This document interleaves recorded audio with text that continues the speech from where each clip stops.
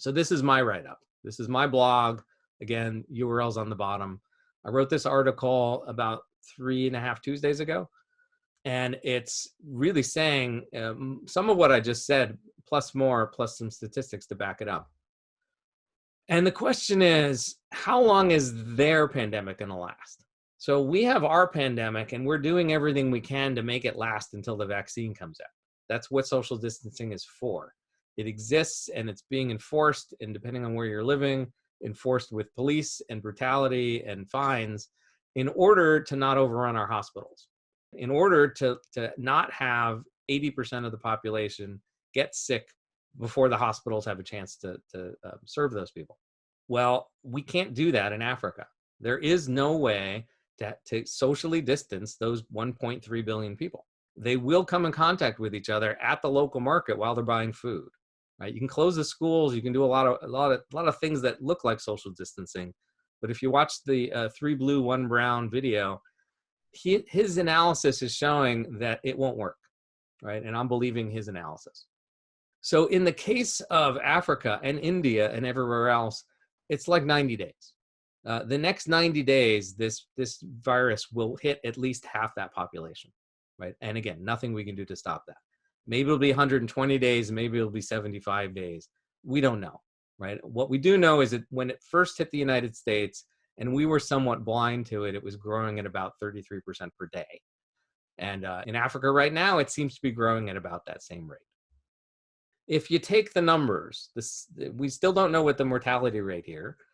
We do know that it's not affecting people, it's not killing too many people under the age of 20. We do know that there's been very, very few deaths of people under the age of 20. And the good news for Africa and India and the rest of the emerging markets is that half of the population is under the age of 20. So if we just take round numbers and we take 1 billion Africans, it means that half a billion Africans are probably safe. They may feel a little bit of a cold, but they're probably not going to die. So we only have to worry about the other 500 million. If the mortality rate is just 1%, and we don't know. In Italy right now, it's running at 10. In the US, it's running at like 4.5. But we're talking about a slightly different age group here and slightly different smoking rates and, slightly younger crowd, except there really are no hospitals and no ventilators and all that.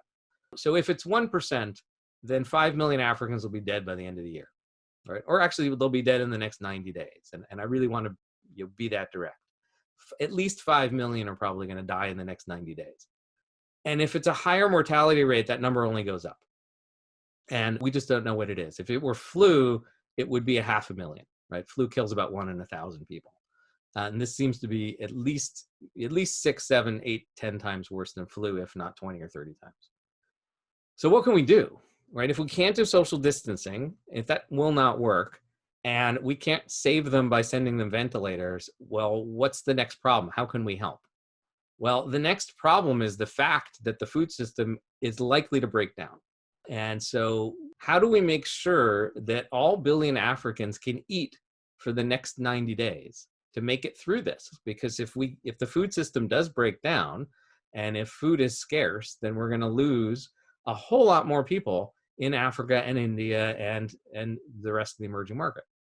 And that would be an even bigger tragedy, right? Even losing 10,000 or 100,000 or 1 million more people, that would be a huge tragedy if it's fixable.